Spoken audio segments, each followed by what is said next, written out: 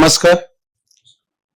આજે તારીખ 23 એપ્રિલ 2026 ગુરુવારના રોજ સાંજે 5:30 કલાકે આત્મા હોલ આશ્રમ રોડ અમદાવાદ ખાતે ઓમ કોમ્યુનિકેશન દ્વારા વિશ્વ પુસ્તક દિવસની ઉજવણી નિમિત્તે એક ખાસ કાર્યક્રમનું આયોજન કરવામાં આવ્યું છે.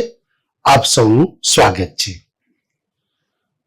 વિશ્વ પુસ્તક દિવસ નિમિત્તે આજે જ્ઞાનપીઠ પુરસ્કૃત સર્જક વિનોદ કુમાર શુક્લના પુસ્તક દીવાર में एक खिड़की रहती थी એના વિશે માન્ય શ્રી ભાગ્યેશભાઈ ઝા સાહેબ અને મૃણાલિની સારાભાઈ એમના પુસ્તક and autobiography the voice of art એના વિશે માન્ય શ્રી પી.કે. લહેરી સાહેબ વક્તવ્ય આપશે. તો બંને વક્તાઓને વિનંતી કે મંચ ઉપર પોતાનું સ્થાન ગ્રહણ કરે. બંને વક્તાઓને વિનંતી કે મંચ ઉપર આવે. આપણે ખૂબ તાળીથી બંને વક્તાઓનું સન્માન કરીશું. આપનું સ્વાગત છે સર. આપ જાણો છો તેમ ઓમ કોમ્યુનિકેશન દ્વારા છેલ્લા 13 વર્ષથી દિવંગત સાહિત્યકારોના જન્મદિન પુણ્યતિથિએ સાહિત્યિક વ્યાખ્યાનનું આયોજન થાય છે. તેમજ દર મહિને શબ્દજ્યોતિ શીર્ષક હેઠળ હયાત સાહિત્યકારના જન્મદિનની ઉજવણી થાય છે. સાથે સાહિત્યના વિશિષ્ટ કાર્યક્રમો જેવા કે સાહિત્ય પંચામૃત, સંસ્કૃત પર્વ, સંત સાહિત્ય પર્વ, પર્યુષણ સાહિત્ય પર્વ, ગુજરાતી આત્મકથાની 150 વર્ષની ઉજવણી, પુસ્તક પરિચય અને શબ્દ સંપદા જેવા કાર્યક્રમોની સાથે વિશ્વ દિન એટલે વિશ્વ સંગીત દિવસ, વિશ્વ પુસ્તક દિવસ, વિશ્વ માતૃભાષા દિવસ એવા વિશિષ્ટ દિવસોની ઉજવણીના કાર્યક્રમોનું આયોજન પણ થાય છે. તો એ અંતર્ગત આજે વિશ્વ પુસ્તક દિવસ નિમિત્તે જ્ઞાનપીઠ પુરસ્કૃત સર્જક વિનોદ કુમાર શુક્લના સાહિત્ય અકાદમી દિલ્હી દ્વારા પુરસ્કૃત પુસ્તક દીવાર में एक खिड़की रहती थी એના વિશે સાહિત્ય અકાદમીના અધ્યક્ષ અને આપણી ભાષાના કવિ નિબંધકાર માન્ય શ્રી ભાગ્યેશભાઈ ઝા વક્તવ્ય આપશે. તો ખાસ એમના સન્માન માટે માન્ય શ્રી ઉષાબેનને વિનંતી, આપ આવો અને ઝા સાહેબનું સ્વાગત કરો.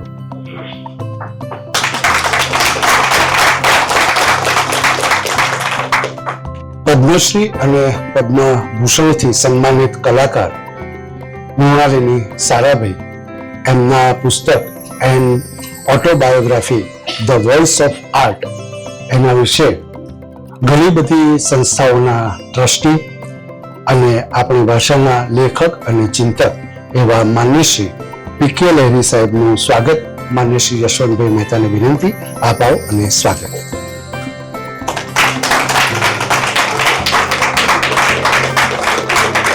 કાર્યક્રમની રૂપરેખા કંઈક આ પ્રકારે રહેશે.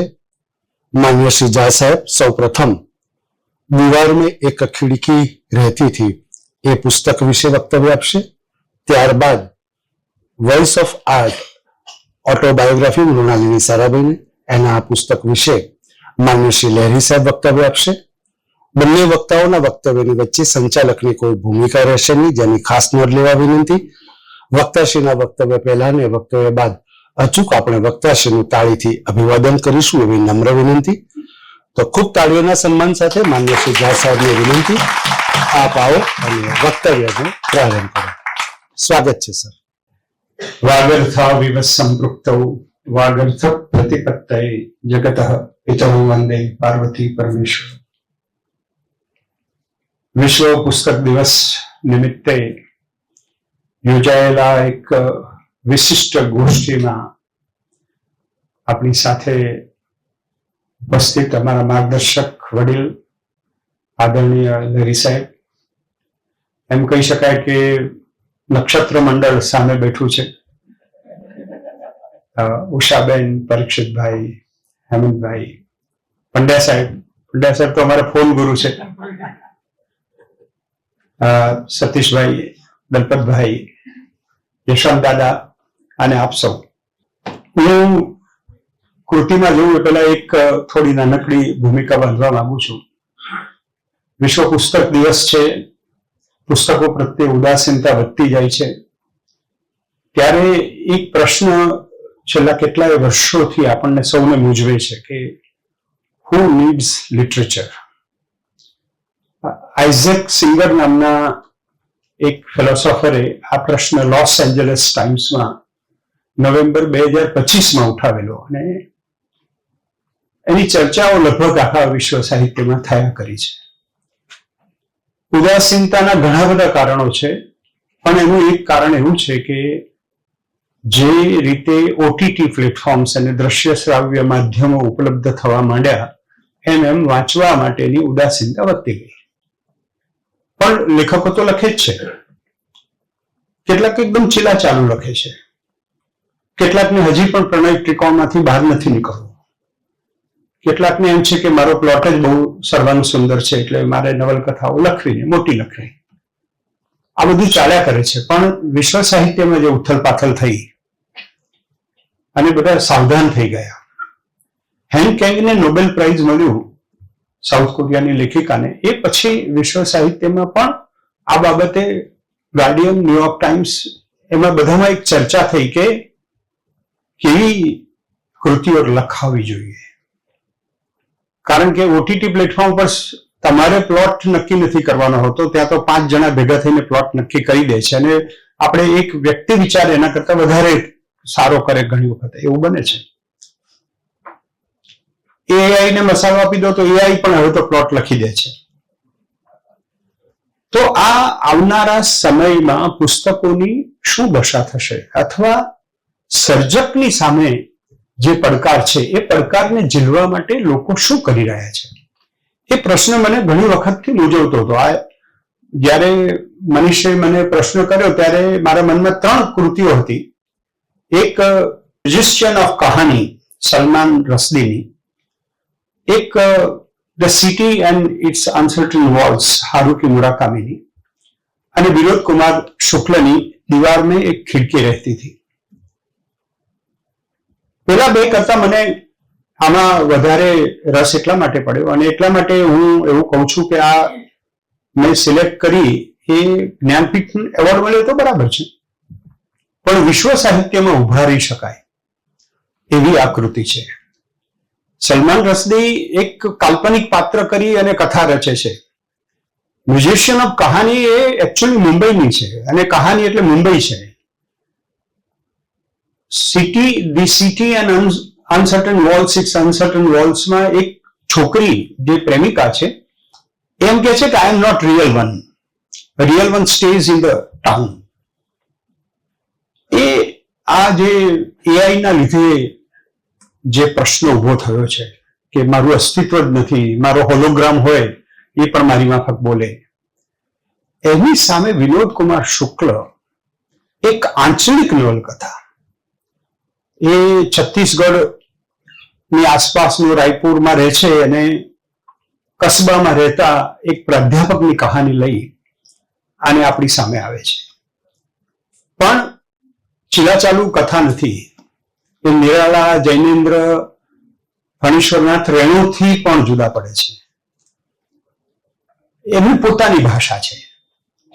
અને મને ખબર છે કે જ્યારે બુકફેરમાં સતીશભાઈ સરસ્વતીચંદ્ર વિશે બોલતા હતા ત્યારે એમણે કહ્યું કે જે તે વખતનું ઇકોસિસ્ટમમાં ફિલોસોફિકલ ડિસ્કોર્સ એટલો બધો લાઉડ હતો કે સર્જક એમાંથી છટકી ન શકે. તો બીજી બાજુ એવું પણ થાય છે કે જ્યારે કવિ નવલકથા લખવા બેસે ત્યારે નવલકથા પણ એના સ્વરૂપમાં થોડી તરલતા લાવે છે, થોડી પ્રવાહિતા લાવે છે. અને એ રીતે આ નવલકથા બીજી બધી નવલકથાઓથી બહુ જ જુદી પડે છે. અને એકદમ જેને કહીએ ને પદ્યાત્મક ગદ્ય અથવા એક ગદ્ય કાવ્ય, સાવ ગદ્ય કાવ્ય એટલા માટે નથી, બહુ જ સંવાદો છે, બહુ જ વર્ણનો છે, પણ બહુ કલ્પનાશીલતા પણ છે. આમ જોવા જાવ તો હેનકેંગ એ જે માઇન્ડ મેપિંગ કરવાની વાત કરે છે કે મારે મનમાં શું ચાલે છે પાત્રના, એને બહાર લાવવું છે. કારણ કે તમે દ્રશ્ય તો બતાવી દો, તમે લોકો કેમેરા વાળા અને સિનેમેટોગ્રાફિક વાળા અને ઓટીટી વાળા બધા દ્રશ્યો તો બતાવી દેશો, પણ મારે એની માઇન્ડ મેપિંગ કરવું છે. અને એ સર્જક સામેની ચેલેન્જ પણ છે અને આજના સમયનો ઉત્તર પણ છે. પણ એમાં ધીરજવાળા વાચકો, કલા દૃષ્ટિવાળા વાચકો અને કલા દૃષ્ટિવાળા સર્જકો જ બરાબર સર્વાઈવ થશે એવું લાગે છે. એટલે એ આ ઇન્ટ્રોડક્ટરી વાત કર્યા પછી હું એક આ શીર્ષક વિશે સહેજ વાત કરીશ. દીવાર में एक खिड़की रहती थी. આ કહાની છે એ રઘુવર પ્રસાદ નામના પ્રાધ્યાપકની છે. રઘુવર પ્રસાદ એક કસ્બો, નાનો તાલુકા કક્ષાનો, એનાથી પણ નાના ટાઉનમાં પ્રાધ્યાપક છે. એનું બહુ જ નાનું ઘર છે, એક રૂમનું જ છે. કદાચ એ વખત તો 800 રૂપિયા જ પ્રોફેસરને પગાર હતો એવું લખે છે. એટલે એ રીતે થોડું મેજિકલ રિયાલિઝમ છે. અત્યારે તો બહુ જ પગારો છે બધા, પણ આ પ્રમાણમાં નિમ્ન મધ્યમ વર્ગ, એની માનસિકતા, એનું કુટુંબ જીવન, એની વાત છે. એક જ રૂમમાં રહે છે એ છે અને એની પત્ની છે. બંધિયા જીવન થવાની બધી જ શક્યતાઓ છે, રૂટીનમાં ચાલે છે. પણ અહીં વિનોદ કુમાર શુક્લ એક કવિ છે અને એક અદ્ભુત નવા પ્રકારનું લયાત્મક ગદ્ય હિન્દી સાહિત્યમાં પહેલી વખત આવી રહ્યું છે. અને એટલે બહુ અચંબિત કરી દે એવી રીતે એમનું સ્થાન છે. અને એટલે એમને એટલા બધા સિમ્બોલ વાપરે છે. કદાચ એક જ વખત એક જ પ્રકરણ વિશે વાત કરીએ અથવા એક જ ભાગ વિશે વાત કરીએ તો એ કલાકો સુધી વાત કરવી પડે, કારણ કે દરેક પ્રસંગ, દરેક વાક્ય એના અનેક અર્થો છે અને બહુ જ મલ્ટી લેયર્ડ સ્ટોરી ટેલર આપણી સામે આવે છે. રઘુવર પ્રસાદ 8 કિલોમીટર દૂર મહાવિદ્યાલયમાં જાય છે. વિભાગાધ્યક્ષ છે. વિભાગાધ્યક્ષની પણ સેન્સ ઓફ હ્યુમર સરસ છે. રઘુવર પ્રસાદ એકદમ ઠંડા કલેજે હ્યુમર તમને આપે છે, પીરસે છે. અને એ રોજ આવે છે અને જાય છે. આમ જોવા જાવ તો કોઈ વિરાટ ઘટના બનતી નથી. જેમ હેન્કેનમાં ધ વેજીટેરિયનમાં પણ કોઈ ઘટના એવી મોટી નથી. પેલી સ્ત્રી ઉઠી અને એમ કહે છે કે હું કાલથી વેજીટેરિયન થઈ જવાનું છું, એટલે રાત્રે 3 વાગે હું ઉઠી અને આપણા ઘરમાં રહેલા બધા નોન વેજ વસ્તુઓ મેં બારીમાંથી ફેંકી દીધી છે. અને પછી આખો સમાજ એના ઉપર એટેક કરે છે અને એ વારંવાર પ્રશ્ન પૂછે છે કે એક સ્ત્રીનું શરીર કોનું શરીર છે, એનું માલિકન કોણ છે. એ સનાતન પ્રશ્ન ઉપર આખી નવલકથા 248 પેજ ચાલે છે. અહીંયા રઘુવર પ્રસાદની જિંદગી છે બહુ સાદી છે, નિમ્ન મધ્યમ વર્ગ છે, પ્રાધ્યાપક છે, પણ વિશિષ્ટ છે કારણ કે 2 હાથે લખી શકે છે. એ ગણિતના પ્રાધ્યાપક છે. આ 2 હાથે લખી શકે છે એ એનું વર્ણન એવું કરે છે કવિ. એટલે આપણને એમ લાગે કે આ લેખક કેટલું બધું કહેવા માંગે છે એક સાથે. દાખલા તરીકે એમના શીર્ષકો જેટલા બધા લાંબા છે. કોઈ પ્રકરણ 1, પ્રકરણ 2 એવું નથી. એ એના શીર્ષકો પણ આપણે વાત કરીશું આગળ. તો આમાં 2 વસ્તુઓ જે બધા લોકોએ જોઈ છે, ખાસ કરીને વિષ્ણુ ખરે અને બીજા બધા અનેક લોકોએ વિનોદ કુમાર શુક્લની આ અચંબિત કરનારી ગદ્ય શૈલી અને આ નવલકથા ઉપર લખ્યું. એમાં 2 મુદ્દા મુખ્ય મૂક્યા છે. એક સાદગીનો વૈભવ અને બીજું છે કે માનવીય ગરિમા. આમાં મનુષ્ય મહત્વનો થઈ જાય છે. કટાક્ષ છે, પણ એટલો બધો સૂક્ષ્મ કટાક્ષ છે, બહુ જ અંદર ડીપ હ્યુમર છે અને ડીપ સેટાયર પણ છે. કારણ કે આપણે બધા શહેરમાં રહીએ છીએ અને આ 2025-26ની નવલકથા બિલકુલ શહેરથી દૂર. નવલકથા લખવી હોય અથવા કથા લખવી હોય તો અર્બન અને અપર મિડલ ક્લાસની લખવી જોઈએ. એની જગ્યાએ આ દીવારમાં એક રૂમમાં રહેતા, અને એમાં બારી છે પાછી. આ બારી છે એ ગજબની બારી છે. આ બારી જ આખું રહસ્ય છે. આ બારી બંધિયારપણાને ખોલી આપે છે. આપણા બધાને પ્રશ્નો પૂછે છે કે આ બારી શું કામ છે, અને આ બારીથી એ બહાર જુએ છે અને બહાર જે બધું દેખાય છે એ ભારતનું વૈભવ છે, ગ્રામ્ય જીવન છે, પશુઓ છે, પક્ષી છે, બિલાડી છે, વાંદરા છે, અને સૌથી અગત્યનો હાથી છે.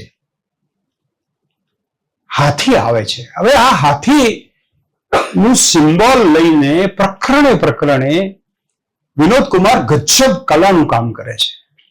એ સતત આપણને સમજાયા કરે છે. ગતિ બહુ ધીમી છે. હાથી ઉપર બેસવું એ બહુ આમ અચંબિત કરી દે એવું કે એક પ્રાધ્યાપકને શોભે કે ના શોભે. અને એક ટેમ્પો આવે છે તો ટેમ્પામાં જવું કે ના જવું, સાયકલ છે તો સાયકલ ઉપર જવું કે ના જવું, એની આખી વાત વારંવાર આવે છે. અને આપણને રઘુવર પ્રસાદ એક ટાઈમ ટ્રાવેલ અને જોગ્રાફિકલ ટ્રાવેલ, ડિસ્ટન્સ ટ્રાવેલ પણ કરાવી અને એના કસ્બામાં લઈ જાય છે. એટલે આ બે મુદ્દાઓ મુખ્ય છે. એનો જે નાયક છે એને મારે એટલા માટે તમને સહેજ પરિચય કરાવ. આપણે એમાં પ્રવેશ લઈએ એ પહેલા બહુ જ કલ્પનાશીલ છે, ગણિતનો શિક્ષક છે, પણ બહુ જ ઇમોશનલ છે.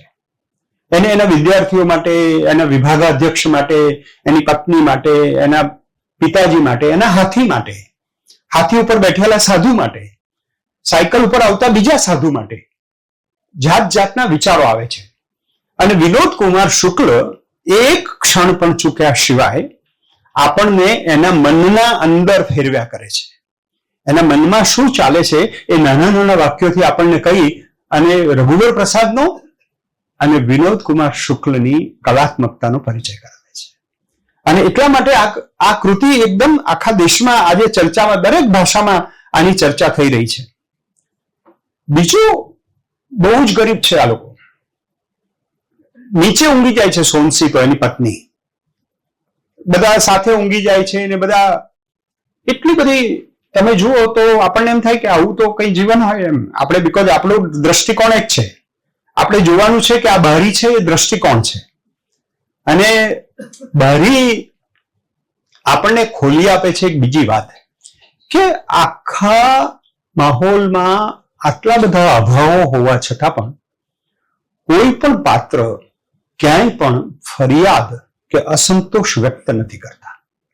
એટલે એક સંતોષનું જે ગ્રામજીવનનું જે એક ઝરણું છે એ તમને સતત તમને પખાડ્યા કરે, તમારી માનસિકતાને, તમારી સંવેદનશીલતાને જગાડ્યા કરે.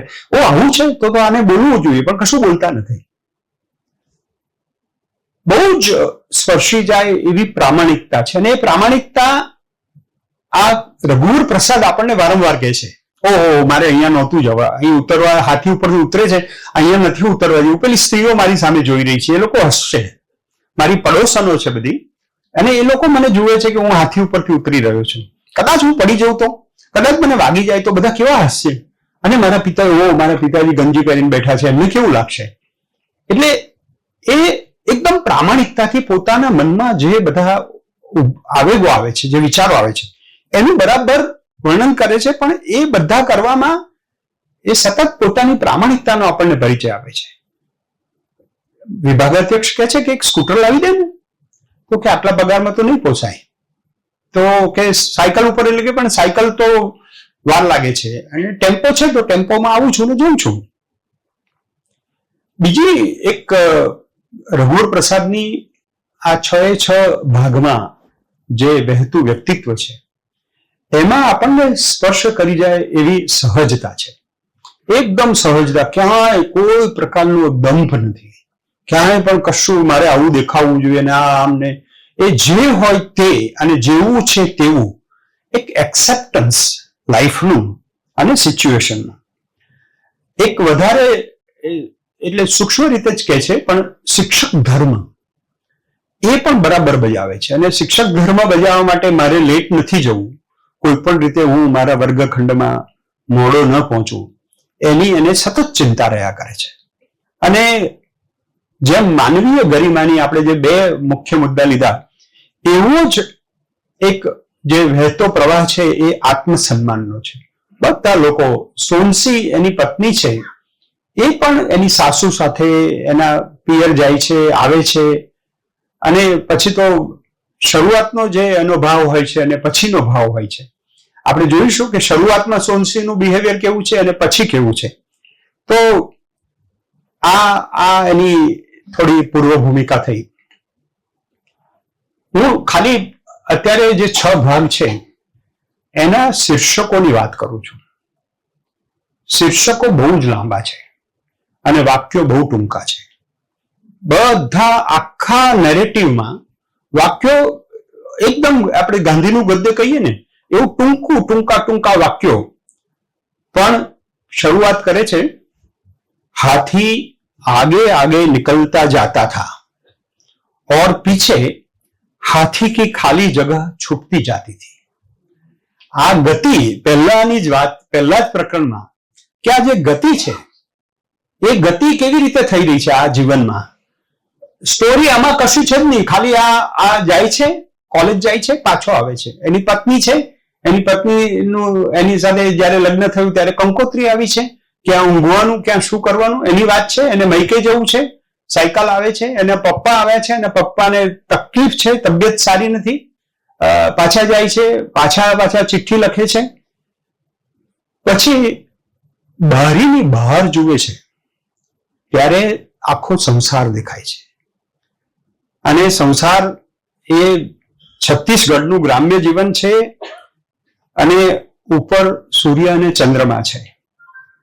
એટલે આપણે જે બારીમાંથી ફ્લેટ જોવા ટેવાયેલા છીએ એમને આ નવલકથા 2-3 વખત વાંચવી પડે એવું છે. दृष्टि के जल से बूझ कर, આ બીજું પ્રકરણ છે, दृष्टि के जल से बूझ कर सूर्य चंद्रमा हो गया था और अल्पना का बना हुआ कमल पानी में तैर रहा था. આ સહ અસ્તિત્વનો જે બોધ છે આખો, અને નિસર્ગ સાથે એટલું બધું તાદાત્મ્ય છે બધા પાત્રોને. હવે પ્રસન્ન દાંપત્ય કેવું છે એ 3જા ભાગમાં આવે છે. દોનો જાગે થે, બધા ઊંઘી ગયા છે, બધા પાત્રો પતિ અને પત્ની બે જ જાગે છે.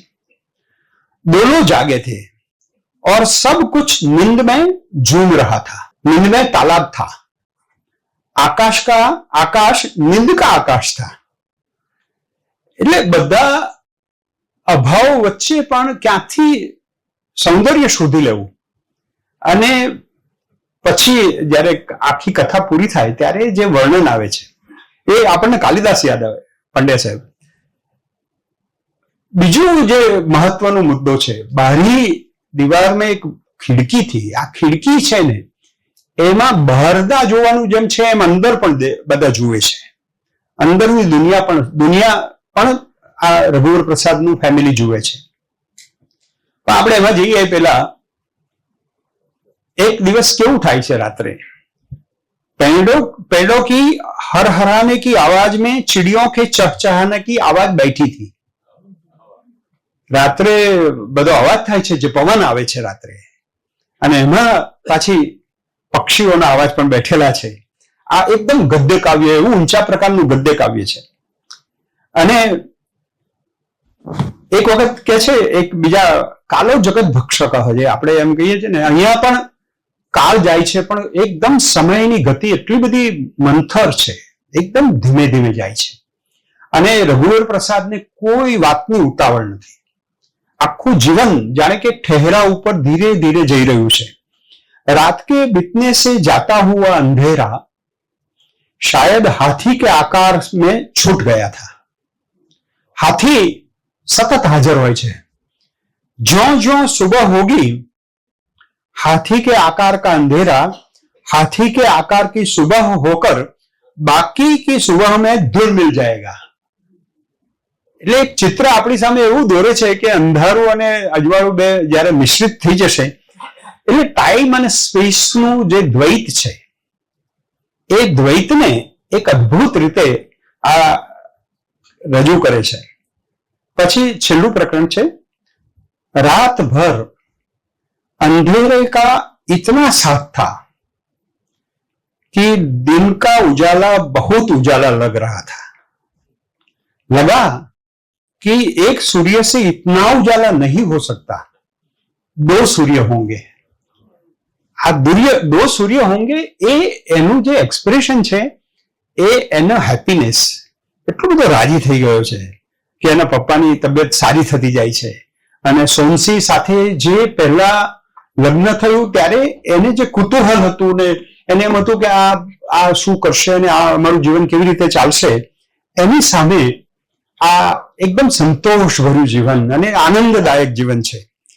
હવે આ જે રઘુવર પ્રસાદની બારી છે એ બારીનો આખો જાદુ છે. आज के दिन बारी में जोई रहा है रघुवर प्रसाद. आज के दिन आज की चिड़ियों की चहचहाट सुनाई दे रही थी. હવે અહીંયા વર્તમાનને લાવવા માટે વિનોદ કુમાર શુક્લ એક આ જુદા પ્રકારનું ગદ્ય જે આપણે જોઈએ છીએ, આપણામાં પણ આપણા ઘણા પ્રયોગોમાં આપણે જોયું છે. પણ આજ કે દિન आज की चिड़ियों की चहचहाट सुनाई दे रही थी. खिड़की से जो पेड़ दिख रहे थे वे आज के पेड़ की तरह दिख रहे थे. आम के पेड़ थे. आम के पेड़ों के बीच वही पुराना नीम का पेड़ आज का पेड़ था. आम के पेड़ों की पंक्तियां आज हरी थी जैसे सब पेड़ों की थी. आम में बौर आ गई थी. पेड़ बौर से लदे थे. बौर में गंध, बौर के गंध में सांस खींचने से मन को चक्कर आ जाता था. पेड़ों में इतनी बौर लगी थी कि जितनी बौर निकलनी थी सब निकल गई. जिन्हें अगले वर्ष निकलना था धोखे से इसी वर्ष निकल गई. आ कवि આપણને એની માનસિકતામાં લઈ જાય, કારણ કે એના જીવનનો આ શરૂઆતના પ્રકરણમાં એ બતાવે છે. પછી આ જે બારી છે એ બારી આ બંને પતિ પત્ની બધા બાળકોને બહુ પ્રેમ કરે છે. આખા મોહલ્લાના બાળકો, આવતા જતા બાળકો, એમના વિદ્યાર્થીઓ બધાની સાથે એમને દોસ્તી છે. रघुवर प्रसाद का वह एक छोटा कमरा था जिसमें झांककर छोटे छोटे बच्चे अंदर अनेक रास्ते देखते थे. जैसे वे बैठे होते तो उनके खड़े होने का रास्ता, सर्वियलिज्म. वे पढ़ रहे होते तो उनकी सीटी बजाने का रास्ता, चहलकदमी करते हुए उनके लेट जाने का रास्ता, खाली कमरे में अचानक उनके दिख जाने का रास्ता, उनके चाय बनाने के रास्ते से लेकर हर क्षण का रास्ता. बच्चों के उस तरह देखने से रघुवर प्रसाद को फर्क नहीं पड़ता था. बच्चों के आने से उनके कमरे की चार दीवारी के अकेलेपन में एक खिड़की और खुल जाती थी. खिड़की से आने वाली हवा से उनको अच्छा लगता था. आ रघुवर प्रसाद ની દુનિયામાં આપણને ડોક્યુ કરાવે છે. હવે એક દ્રશ્ય કેવી રીતે, આવા બધા બહુ દ્રશ્યો આપે છે, પણ મારે એક દ્રશ્ય એટલા માટે બતાવવું છે કે રઘુવર પ્રસાદનું જે સ્લોલી જીવનનું જે પરિવર્તન આવે છે, જે ટ્રાન્સફોર્મેશન આવે છે. શરૂઆતમાં આપણને એકદમ પ્રાધ્યાપકનું જીવન છે ને બધું દેખાતું નથી ને એકદમ આપણે તો ભગવદ્ ગીતા વાળા જો અને તો અને જોતો થઈ ગયો ને એવું બધું આવે, પણ ભગવદ્ ગીતા નથી, આ એકદમ કઠોર વાસ્તવિકતા છે. અને હવે વર્ણન કરે છે, रघुवर प्रसाद ऊंचे थे. उनका हाथ आसानी से खड़े खड़े बौर तक पहुंच रहा था. હવે મંજરી આવી છે. फिर भी वे उस बौर की तरफ हाथ बढ़ा रहे थे जहां उनका हाथ नहीं पहुंच सकता था. वे उछले और बौर की डाली टूटकर उनके हाथ में आ गई, पर एक आंख भींचकर वे नीचे बैठ गए. આ એ વખતે એક છોકરી પાસે આવે, બૌર તોડવા માટે છોકરાઓ બધા બહુ આવે છે એમના આંબામાં. તો લડકીને પૂછા क्या हुआ? बौर का फूल झड़कर आंख में चला गया. तुक्का मार दूं? लड़की ने पूछा. तुक्का मार दूं? रघुवर प्रसाद ने कुछ नहीं कहा. लड़की ने फ्रॉक के छोर को उंगली में गुरमेट कर बांधा और अपनी गर्म सांस से फूंका.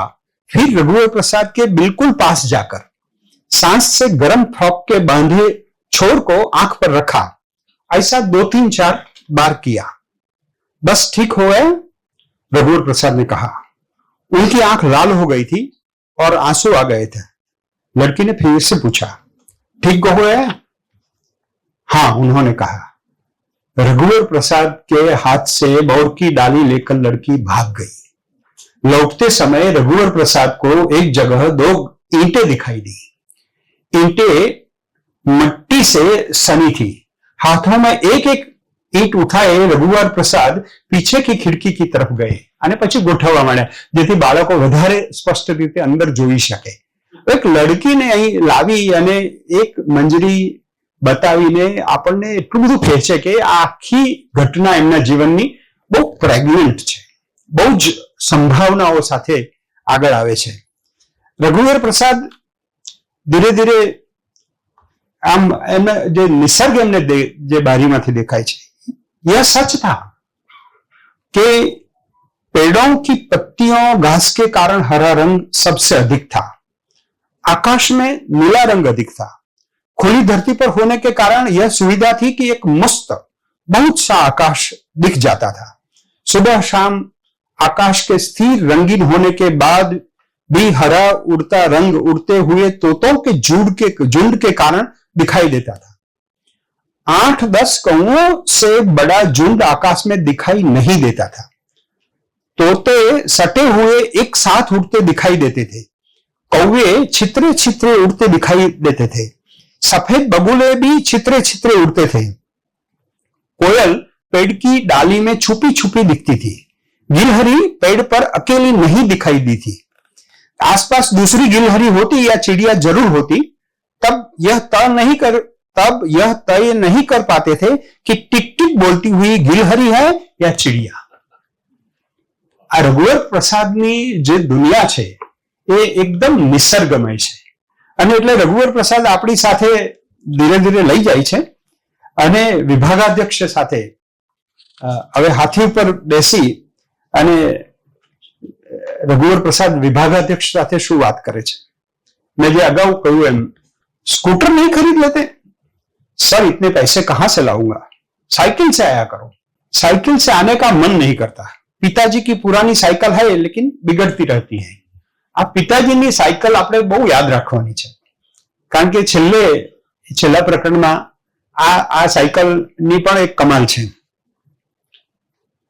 પછી ધીરે ધીરે ધીરે એને એમ થાય છે કે આ બધું છે એના કરતા હું અહીંયા એક હાથી જાય છે, એ હાથી ઉપર હું બેસું તો કેવું, કારણ કે ટેમ્પોમાં બધા છોકરાઓ હોય છે અને છોકરાઓ સાથે બેસવું કે ના બેસવું એવી પણ દ્વિધા થાય છે, અને કે કદાચ કોઈ છોકરો જગ્યા ના આપે અથવા મારે ડ્રાઈવર જોડે બેસવું પડે. सर एक बात पूछूं, रघुवीर प्रसाद ने विभागाध्यक्ष को पूछा. उन्होंने કારણ કે 2-3 વખત હાથી ઉપર આવેલો જોયો ને એટલે એની બધા મશ્વરી કરતા હતા, એટલે કે पर हाथी के बारे में नहीं. जी हाँ, गणित विभाग में 2 ही शिक्षक थे, एक रघुवीर प्रसाद और विभागाध्यक्ष. सर हाथी के बारे में तो नहीं पूछ रहे हो ने? वारंवार जયારે स्टाफ रूम में बेसे ત્યારે હાથીની વાત કરે છે. सर काजी हाउस में तो भालू रखते हैं, पूछिए. એટલે આ મારે એટલું જ કહેવું છે કે એની આખી વાત છે, આપણે એમાંથી આગળ જવું પડશે કારણ કે આપણે ઘણા બધા દ્રશ્યો જોવા છે. હવે રઘુવીર પ્રસાદ એક વખતે હાથી ઉપર બેસીને આવે છે અને એના ઘર આગળ એની કેવી દશા થાય છે અથવા એના મનમાં કેવું થાય છે, એના મનમાં શું વિચારો આવે છે. बच्चों को दूर से हाथी दिखा, वे चिल्लाने लगे. पिता उठकर बैठ गए. उन्हें यह थोड़ी समझ में आ रहा था कि हाथी पर उनका रघुवीर प्रसाद बैठा है. सामने औरतों बच्चे भी इकट्ठे हो गए थे. वही घर है, उनके मुंह से निकल गया. कुछ उत्सव है क्या? नहीं, गांव से पिताजी आए हैं. બધા લોકો ભેગા થઈ ગયા છે એટલે उससे घर नहीं बताना था. पहले उतर जाता तो अच्छा था, तमाशा हो जाएगा. उन्हें झेप लग रही थी. हाथी से उतरने भी नहीं बनेगा. उतरते उतरते गिर पड़े तो. हाथी ठीक पिता की चारपाई के पास खड़ा हुआ. पिता ने तब भी नहीं पहचाना था. पिता चारपाई से उठकर हाथी से कुछ दूर जाकर खड़े हो गए थे. चारपाई को उन्होंने हटा लिया था. तब ही उन्होंने पहचाना कि हाथी पर उनका बेटा था. पड़ोस की औरतों बच्चों ने पहचान लिया. एक औरत ने चिल्लाकर कहा, अरे रघुवीर प्रसाद हाथी से आया है. बच्चे हो चिल्लाने लगे. अंदर पत्नी होगी तो उसने भी सुना होगा. शायद उस औरत ने पत्नी को सुनाने के लिए ही चिल्लाया होगा. पत्नी का जी धक धक से किया होगा. एक क्षण को उसका मन रघुवीर प्रसाद को हाथी से आया देख लेने का हुआ होगा. हाथी पर बैठकर आना खुशी की बात तो होती होगी, थोड़ी बहुत शान भी होती हो। साधु ने रघुवर प्रसाद के उतरने के लिए हाथी को नीचे बैठाया। रघुवर प्रसाद हाथी से संभल कर उतरे। उन्होंने 1 रुपये का सिक्का निकाला, तब तक हाथी खड़ा हो गया था। सिक्का देखकर साधु ने मुस्कुराया। हाथी को दे दीजिए। हाथी को सिक्का कैसे दे? અને હાથી પછી સૂંઢ ઉપર થઈ અને એને આપે છે। આ હાથી ઉપર આવજા કરે છે, વારંવાર જાય છે, વારંવાર આવે છે, અને આ આખી એની વાત ચાલે છે। હવે મારે તમને જે લઈ જવા છે એ રાત્રિનો સમય, જે આપણે જોયું અગાઉ પણ, અને રઘુવર પ્રસાદના મનમાં અને આ વિસ્તારમાં, આ કસ્બામાં કેવી શાંતિ છે। गहरी रात की शांति थी। इस शांति में सबकी अलग अलग शांति थी। जैसे पीपल के पेड़ के नीचे पीपल की शांति थी, अनजाने पेड़ों के नीचे वे गुजरे, इस पेड़ के नीचे अनजान पेड़ों की शांति थी। सोनसी रघुवर प्रसाद के कंधों पे लदी रघुवर प्रसाद के हर कदम में धीरे धीरे से उछली जाती थी। हूं अलापती एक स्वप्न चाले छे। यह बोलना पड़ा, पेड़ों, तालाबों, चट्टानों के प्रत्येक एकांत में सुनाई दे रहा था। ऐसा था कि दोनों जागे थे और सब कुछ नींद में झूम रहा था। હવે જાગી ગયા છે, સ્વપ્નમાંથી પાછા જાગીને બહાર આવે છે। पेड़, लेकिन पेड़ नींद में थे, तालाब नींद में तालाब का तालाब था, आकाश नींद का आकाश था, पक्षी नींद के पक्षी थे, वातावरण नींद में था। सोनसी ने भारी पलकों को खोलकर देखा तो जगह जगह चमकी चौक पुर दिए गए थे, तारों के प्रकाश से चमचमाते थे। आ एक વર્ણન એવી રીતે કરે છે કે આખા નિસર્ગ સાથે એમનું દાંપત્ય જીવન જોડાયેલું છે અને સતત આપણને એનો પરિચય કરાવ્યા કરે છે।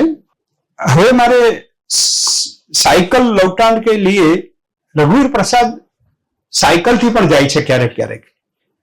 रास्ते में इस बार उनका ध्यान 4 ताड़ के पेड़ों पर गया। पेड़ वही थे और रघुवर प्रसाद वहां महाविद्यालय जाने का इंतजार किए बिना महाविद्यालय जा रहे थे। हो सकता है ताड़ के पेड़ों को इस तरह रघुवर प्रसाद का महाविद्यालय जाना अटपटा लगा हो। ताड़ के पेड़ों ने रघुवर प्रसाद को साइकिल से जाते हुए न भी देखा हो, हाथी से जाते हुए जरूर देखा होगा। એટલે આપણે જે કહ્યું ને કે બારીમાંથી 2 પ્રકારના વિશ્વો હતા, એક રઘુવર પ્રસાદ જે જોતા હતા તે, અને દુનિયા રઘુવર પ્રસાદનું દુનિયા જોતી હતી તે, એમ 2 વિશ્વોનું મિલન આ નવલકથામાં ઠેર ઠેર થાય છે। અહીંયા વૃક્ષો પણ જાણે કે રઘુવર પ્રસાદના જીવનમાં ડોકિયા કરે છે અને ચાલે છે। આ વિનોદ કુમાર શુક્લની એક વિશેષતા એવી છે કે વર્ણનો કરે તો કાવ્યાત્મક કરે છે, પણ જ્યારે એ સંવાદ લખે છે ત્યારે નાટકની રચના કરતા હોય એવું એકદમ દ્રશ્ય બરાબર, અને આપણને એ ગ્રામ જીવનનું લહેકાવાળું। पिताजी की चिट्ठी आई। सोनसी को गांव बुलाया था।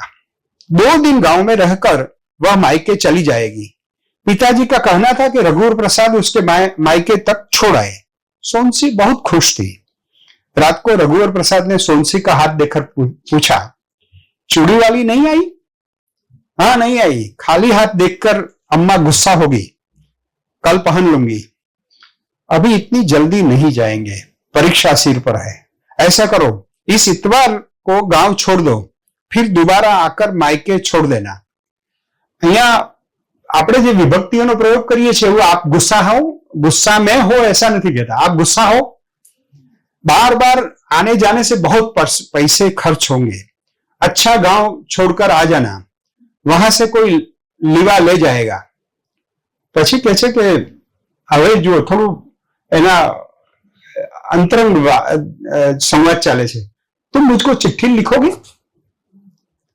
हाँ लिखोगी, पहले कभी नहीं लिखी, क्या लिखूंगी?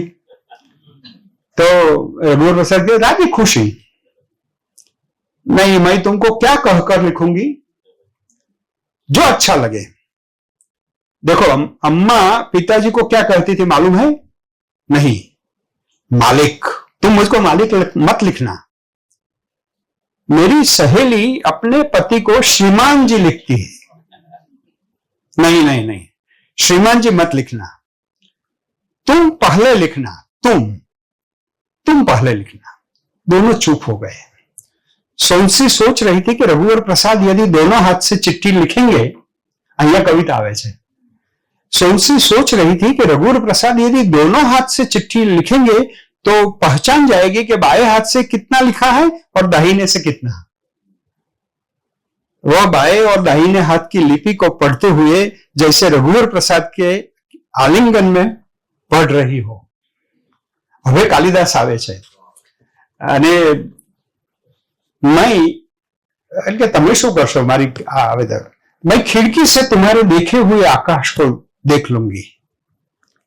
रघुवर प्रसाद का आकाश देखना, रघुवर प्रसाद का चिट्ठी लिखना होगा। चंद्रमा सोनसी के लिए लिखा हुआ संबोधन होगा। तारों की लिपि होगी जिसे तत्काल सोनसी पढ़ लेगी। रघुवर प्रसाद कसौटी के पत्थर पर लेटकर एक बड़ा आकाश देखेंगे। बड़ा आकाश, बड़ा आकाश, बड़ा आकाश तो बहुत लंबी चिट्ठी होंगी। सोनसी खिड़की से छोटा आकाश देखेगी और छोटी चिट्ठी लिखेगी। सोनसी खिड़की से छोटा आकाश देखेंगी तो छोटी चिट्ठी लिखेंगी और आकाश एक दूसरे को लिखी अपनी अपनी चिट्ठी पढ़ेंगे और आकाश एक दूसरे को लिखी चिट्ठी होंगे। आ एकदम એમનો અંતરંગ જે આવું, એટલે મેં કહ્યું એકદમ સાદું જીવન છે, સિમ્પલ જીવન છે, પણ એને કવિતામાં બનાવી અને આ કવિ આપણને પીરસે છે। છેલ્લે જે સીન થાય છે, ખાસ કરીને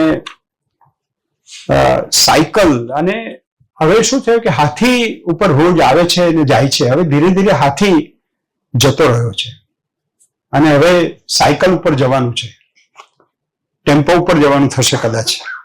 તો કેવી રીતે જશે એની વાત કરી અને એમનું દાંપત્ય જીવન એકદમ હવે પહેલા જે અંજાનપણું હતું, થોડું કુતૂહલ હતું, એ બધું ઓછું થઈ ગયું છે। એટલે ચલો ઉઠો, रघुवर प्रसाद ने कहा। सोनसी ने सुना, मत उठो। मैंने कहा चलो उठो। सोनसी ने सुना, मत उठो। रघुवर प्रसाद उठना चाहते थे। सोनसी को अपने से खोलने का मन भी नहीं हो रहा था। तब सोनसी ने कहा, तुम मुझसे गुस्सा हो? मैं आज महाविद्यालय नहीं जाऊंगा, महाविद्यालय जल्दी जाऊंगा, ऐसा सोनसी ने सुना। क्यों? ऐसे ही रघुवर प्रसाद ने कहा। सुनो, मैं पिता की साइकिल लेकर आई हूं। एना जीवनનું પરિવર્તન છે। હવે હાથી નથી, હવે સાયકલ છે, પણ સાયકલ બહુ જૂની હતી। એને વિભાગાધ્યક્ષને કહેલું કે હું સાયકલ પિતાજીની છે પણ બહુ જૂની છે ને આટલું 8 કિલોમીટર સુધી આવું તો હું થાકી જાઉં। कहां है? उत्सुकता से उन्होंने पूछा। वे जल्दी से उठे थे। खटका जलाकर देखा, कमरे में साइकिल नहीं थी। बाहर तो नहीं आ गई, ताला भी नहीं लगाई होगी, चोरी चली गई। जरा गुस्से, कारण के चोरियों बहुत थती हशे। हड़बड़ाकर सोनसी उठी, सिटकनी खोलकर बाहर आई। हाय, उसने गहरी सांस लेकर कहा। साइकिल में बिछौरी और झोला उसी तरह टंगे थे। रघुवर प्रसाद साइकिल अंदर लेकर आए। बिजली उजाले में उन्होंने साइकिल की अच्छी तरह से देखा था। कमरे की बत्ती बुझाकर दोनों लेट गए। तब सोनसी ने बताना शुरू किया कि पिताजी ने साइकिल ठीक कराई। छोटू ने काले रंग से उसको पेंट कराया था। पिताजी इसीलिए नहीं आए थे कि आने जाने में खर्च और होगा। साइकिल में खर्चा हो चुका था। छोटू की परीक्षा भी नहीं तो आ जाता। दोनों बात करते करते हुए खिड़की की तरफ देख रहे थे। खिड़की के पास, खिड़की से आते हुए उजाले और जाते हुए अंधेरे से ऐसा बन रहा था कि हाथी का सूंड प्रश्न चिन्ह की तरह उठा हुआ है। હવે આ અંધારું ને અજવાળું એના જીવનમાં જે પરિવર્તન આવ્યું છે એનું એકદમ सटीक एकदम वर्णन करे छे। सोमसी का सिर रघुवर प्रसाद की बाह पर था। वह बोली, हाथ उठा लो, दुख रहा होगा। रघुवर प्रसाद ने सोमसी को उठने नहीं लिया, कहा, नहीं दुख रहा है। सुबह करीब 8 बजे विभागाध्यक्ष स्कूटर के पास से रघुवर प्रसाद के घर के सामने से गुजरे। उन्होंने एक साइकिल रघुवर प्रसाद के घर के सामने खड़ी देखी। उन्होंने सोचा, रघुवर प्रसाद के घर के सामने कोई साइकिल लावारिस छोड़कर तो नहीं चला गया। आटलू बधुं परिवर्तन आव्युं। वे जल्दी में थे, नहीं तो रुकते। घर के सामने का नीम का पेड़ रघुवर प्रसाद के घर के सामने इस तरह था कि उसे किसी ने छोड़ा नहीं था, एकदम नेचरल था। पण आटलू कहेवा माटे पण विनोद कुमार शुक्ल एक कवितानो सहारो ले छे, कारण के एने हवे अगत्यनी वात कहेवी छे अने ए छोड़ेलू नथी, पण पोताना आ લીમડાનું ઝાડ છે એ એના જીવનનો જ ભાગ છે એવું એને કહેવું છે। અને કહે છે કે વિભાગાધ્યક્ષને नीम के पेड़ की तरफ ध्यान न दिया। तो आ आखी जे कहानी छे ए रघुवर प्रसादना जीवननी छे। एना जीवनमा बनता नाना नाना बनावो, बाळको साथेनी वातो, विभागाध्यक्ष साथेनी वातो, गरीबी अने मैं कहूं एम कोई जातनी फरियाद वगर संतोष अने सह अस्तित्वनो जे सिद्धांत छे, कारण के निसर्ग साथे आ लोको सतत जोडाયેલા છે। અને એના લીધે આપણે જોઈએ છે કે આનું જે યથાર્થ છે એ યથાર્થ એકદમ કોઈ પણ પ્રકારના પ્રદૂષણ વિના આપણી સમક્ષ રજૂ થાય છે। આની વિશેષતા જે મેં કહ્યું, જે શું કામ આ વિશ્વ સાહિત્યમાં સ્થાન પામશે, એક તો મેજિકલ રિયાલિઝમ છે, અચંબિત કરનાર ગદ્ય છે, લંબે शीर्षकों एकदम कविता है अने एमां आंतरिक भावों प्रगट थाय एवा शीर्षकों छे। दीवार एटली बधी आम जोवा जईए तो गरीबीनुं एक मात्र जे विश्व साथेनुं आलिंगन करावी शके एवी आ दीवाल छे। पण अहींया खिड़कीनुं जे आखुं प्रतीक छे ए प्रतीक अने बहारथी आवजा करतो हाथी, आ बे रघुवर प्रसादना मन साथे वात करे छे। અને વિનોદ કુમાર પોતાની કલાત્મકતાથી એક જાણે કે ભલે આખી કહાની બહુ જ ધીમે ચાલે છે, પણ હિન્દી અને ભારતીય ગદ્યને એક નવી ગતિ મળે છે કે આ રીતે આવી ડિટેલ્સમાં વાત કરી શકાય। વિવરણની જે ટેકનિક છે, અનુભવ અને ક્ષણ, આ તો આમ પણ વિનોદ કુમાર શુક્લ એમની કવિતાઓમાં પણ માણસ અને એના संवेदन ने जुदा पाड़े छे कि हताश होना, एक आदमी हताश था, मैं नहीं जानता था कि वो आदमी कौन है, लेकिन मैं जानता था कि हताशा क्या है। तो ये मानस अने एना इमोशंस ने जुदा पाड़े छे। बीजू मिनिमलिज्म जे साहित्य में उपयोग थाय छे एनुं पण आपणने जोवा मळे छे। सादगी थवा छतां पण जे रीते रघुवर प्रसादનું જીવન એમને પ્રગટ કર્યું છે એ નવા ગદ્યને અને નઈ વાલી હિન્દીની સામે ઊભું રહે એવું છે। કારણ કે જો તમે નઈ વાલી હિન્દીનો જે મુકાબલો કરી શકે, અત્યારે દિવ્ય પ્રકાશ દુબે અને જે નવા છોકરાઓ લખવા માંડ્યા છે, અક્ટોબર જંકશન હમણાં મેં વાંચ્યું તો એકદમ હાઇબ્રિડ લેંગ્વેજ અને એની સામે આ એકદમ સંસ્કૃત પ્રચર, તત્સમ, વિભાગાધ્યક્ષ, હેડ ઓફ ધ ડિપાર્ટમેન્ટ નથી લખતા, પેલા સીસીડી માં જઈને વાત કરે છે। ત્યાં ચિત્રા પાઠક અને એની વાત છે સુરભીની, એ નવી પેઢી એકદમ જુદા પ્રકારની પરમિસિવ સોસાયટીની વાતો લઈને આવે છે। એની સામે એકદમ ટ્રેડિશનલ વાત કરવા છતાં પણ આંચલિક નવલકથામાં ફણીશ્વરનાથ રેણુથી જુદા પડી અને વિનોદ કુમાર શુક્લ આપણને એક નવી દુનિયાનું ઉદ્ઘાટન કરી અને આ નવલકથામાં ખિડકીને મારફતે એ એક જ રૂમના ઘરમાં રહેતા એક નિમ્ન મધ્યમ વર્ગના અધ્યાપકના જીવનમાં ડોક્યું કરાવે છે અને એ રીતે સાહિત્ય અને નવલકથા અને કવિતા બધું પોતાના લક્ષ્યને બરાબર સિદ્ધ કરે એવી સરસ કળાકૃતિ આપણને આપે છે। ધન્યવાદ।